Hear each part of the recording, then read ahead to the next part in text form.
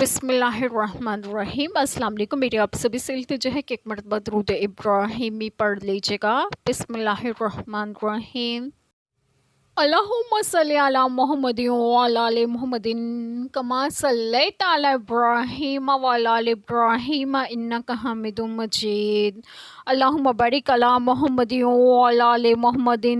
کما بارکت علی ابراہیم وعلی آل ابراہیم انک حمید مجید۔ بسم اللہ الرحمن الرحیم۔ اور وہی ہے کہ ہوائیں بھیجتا ہے، اس کی رحمت کے آگے مسردہ سناتی، یہاں تک کہ جب اٹھا لائیں بھاری بادل، ہم نے اسے کسی مردہ شہر کی طرف چلایا، پھر اس سے پانی اتارا، پھر اس سے طرح طرح کے پھل نکالے، اسی طرح ہم مردوں کو نکالیں گے، کہیں تم نصیحت مانو۔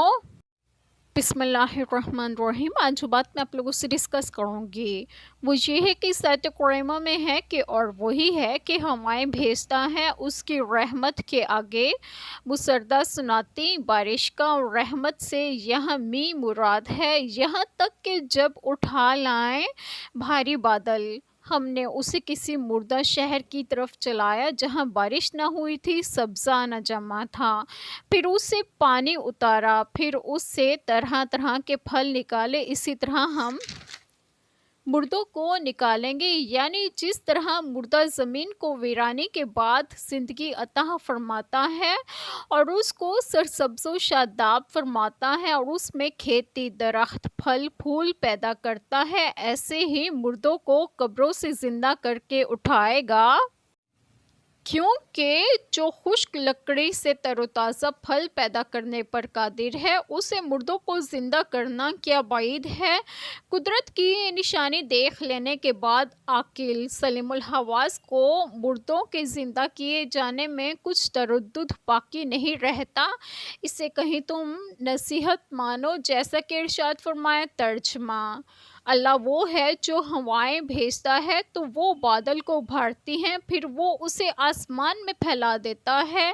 جسے چاہتا ہے اور وہ اسے ٹکڑے ٹکڑے کر دیتا ہے، پس تو بارش کو دیکھتا ہے کہ اس کے درمیان سے نکل رہی ہے، پھر جب وہ اسے اپنے بندوں میں سے جس پر چاہتا ہے برسا دیتا ہے تو اچانک وہ بہت خوش ہوتے ہیں،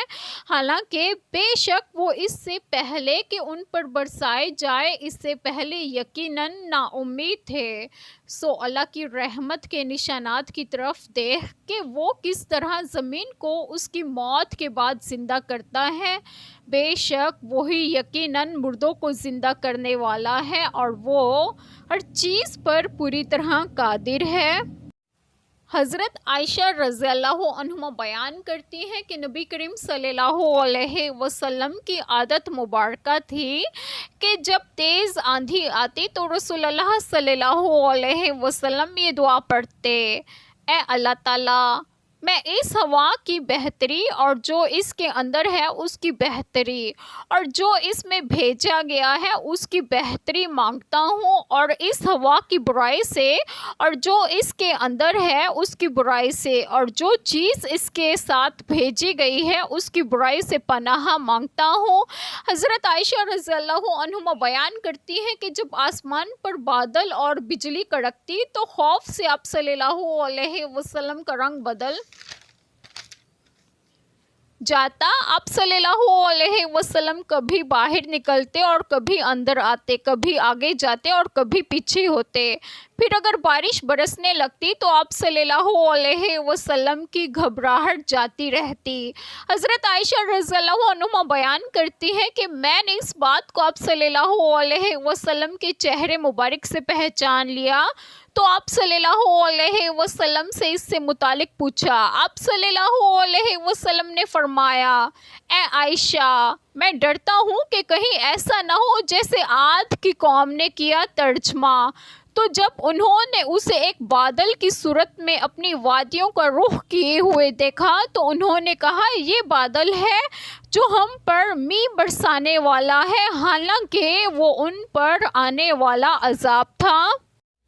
ایک چھوٹی سی دعا جو میں ضرور کروں گی کہ اللہ تعالیٰ ہم سب کے تمام گناہوں کو معاف فرمائے اور ہمیں صراط مستقیم کی راہ پر گامزن کریں اور آپ سب کی تمام جائز دعائیں قبول فرمائے، اور جو لوگ بے اولاد ہیں انہیں نیک اور صالحین اولاد عطا فرمائے، اور جو لوگ بیمار ہیں انہیں بھی صحت و تندرستگی عطا فرمائے، اور اللہ تعالیٰ غزہ اور فلسطین اور جہاں بھی جو مسلمان آباد ہیں ان سب کو اپنے حفظ و امان میں رکھیں، اور آپ سب کو آپ کے گھروں میں خوش و خرم رکھیں اور صحت و تندرستگی بھی دیں۔ آمین۔ جزاک اللہ خیر۔